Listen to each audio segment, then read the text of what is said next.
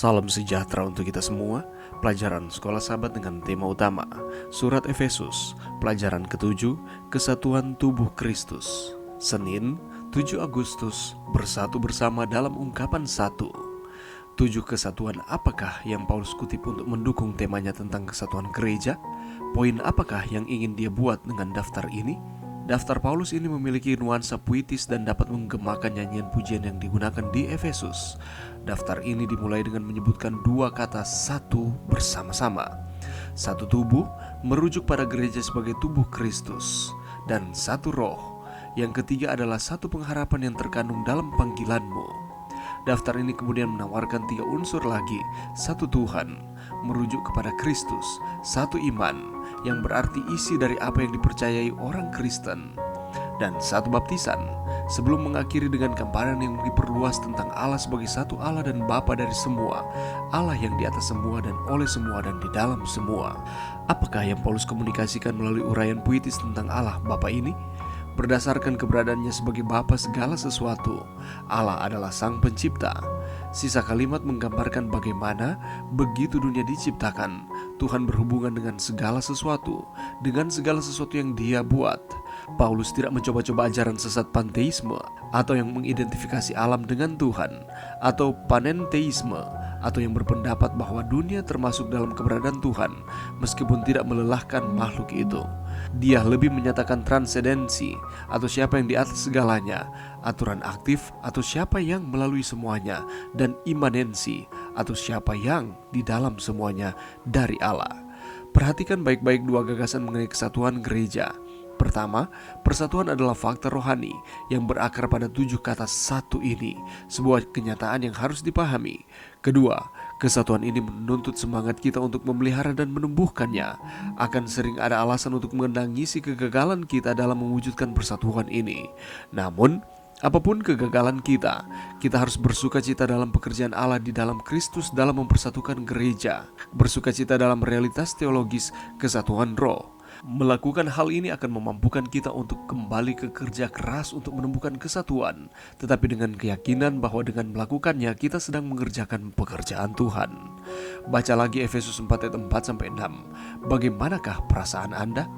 Bagaimanakah perasaan Anda seharusnya mengetahui apa yang dikatakannya tentang kesatuan kita di dalam Allah dan bersama Allah melalui Kristus? Pelajaran yang bisa kita dapatkan pada saat ini. Mari kita membaca Efesus 4 ayat 3 sampai ayatnya yang ke-6. Dan berusahalah memelihara kesatuan roh oleh ikatan damai sejahtera, satu tubuh dan satu roh, sebagaimana kamu telah dipanggil kepada satu pengharapan yang terkandung dalam panggilanmu. Satu Tuhan, satu iman, satu baptisan, satu Allah dan Bapa dari semua, Allah yang di atas semua dan oleh semua dan di dalam semua. Bila saudara dan saya merenungkan keberadaan gereja kita, di mana kita bisa bersekutu dan beribadah bersama, sangatlah mengherankan karena ternyata masing-masing kita memiliki latar belakang yang begitu berbeda. Ada yang memiliki keluarga yang berbeda, warna kulit, asal-usul atau suku, profesi, dan juga hal-hal yang berbeda lainnya. Namun, kita bisa berkumpul dan dipersatukan dalam satu ikatan keluarga kerajaan Allah.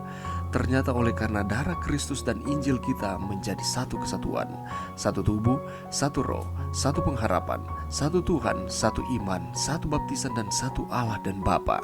Ternyata oleh karena darah Kristus dan Injil atau kabar baik keselamatan, kita menjadi satu kesatuan.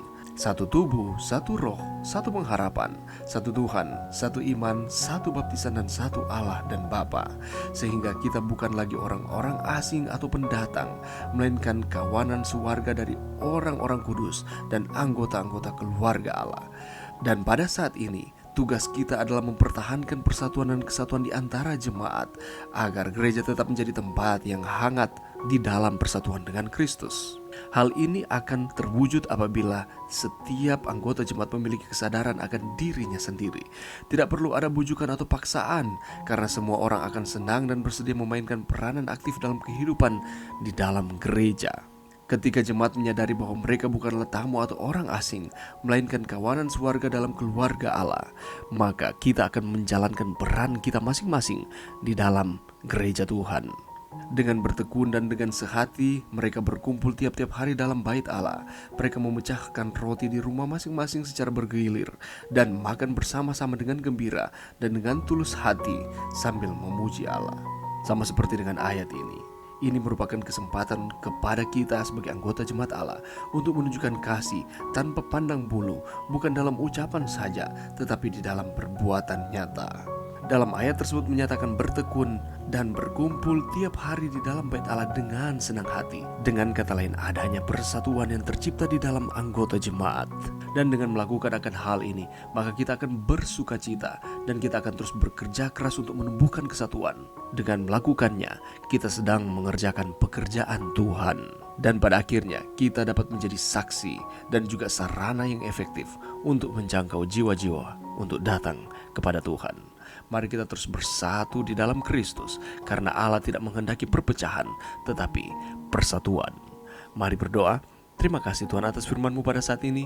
Bantu kami Tuhan untuk kami terus bersatu di dalam Kristus. Kami terus saling mengasihi, bekerja sama satu dengan yang lain sebagai anggota gereja Allah untuk menyatakan kabar baik keselamatan kepada setiap orang yang kami temui. Bantu kami untuk kami terus setia kepada Tuhan. Ini doa kami di dalam nama Yesus. Amin.